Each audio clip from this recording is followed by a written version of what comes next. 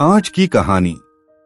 यह कहानी है स्कॉटलैंड के एक गरीब किसान की, जो एक रोज खेतों की तरफ जा रहा था। तब रास्ते में उसने एक जानिब से किसी के चीखने की आवाज सुनी।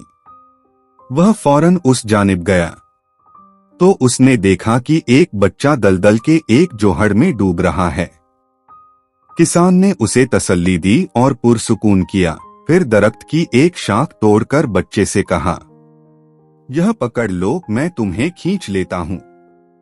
कुछ देर की कोशिश के बाद बच्चा बाहर निकल आया।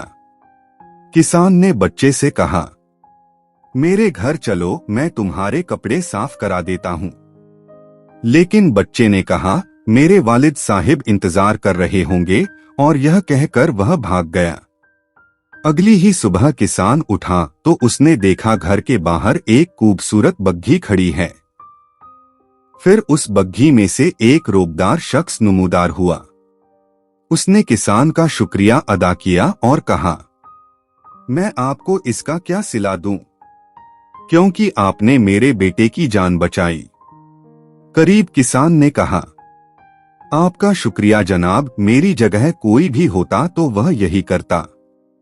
मुझे किसी सिले की जरूरत नहीं। उस रईस ने बहुत इसरार किया, लेकिन किसान ने कबूल न किया। तो जाते जाते उसकी नजर किसान के बेटे पर पड़ी। कहने लगा, क्या यह आपका बेटा है? किसान ने मोहब्बत से बेटे का सर सहलाते हुए कहा, जी जनाब, यह मेरा ही बेटा है।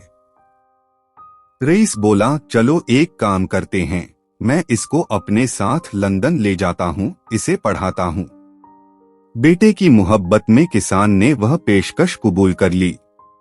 उसका बेटा लंदन चला गया, पढ़ने लगा और इतना पढ़ा कि दुनिया भर में मशहूर हो गया। क्या आप जानते हैं, दुनिया उसे एलेक्जेंडर फ्लेमिंग के नाम से जानती है। जी हाँ, वह फ्लेमिंग जिसने पेनिसिलिन ईजाद की। वह पेनिसिलिन जिसने करोड़ों लोगों की जान बचाई। और वह रईस जिसके बेटे को किसान ने दलदल से निकाला था, वही बेटा जंगेज़ीन से पहले एक बार फिर अस्पताल में जिंदगी और मौत की कश्मकश में था। फिर दोबारा फ्लेमिंग की पेनिसिलिन से उसकी जिंदगी बचाई गई। और आप जानते हैं वह रईस कौन थे? वह रईस रुडोल्फ चर्चिल थे और उनका बेटा विंस्टन चर्चिल था। वह चर्चिल जो जंगेज़ीन में बरतानिया का वजीर आजम था, और उसने कहा था, भलाई का काम करें क्योंकि भलाई पलटकर आपके पास ही आती है।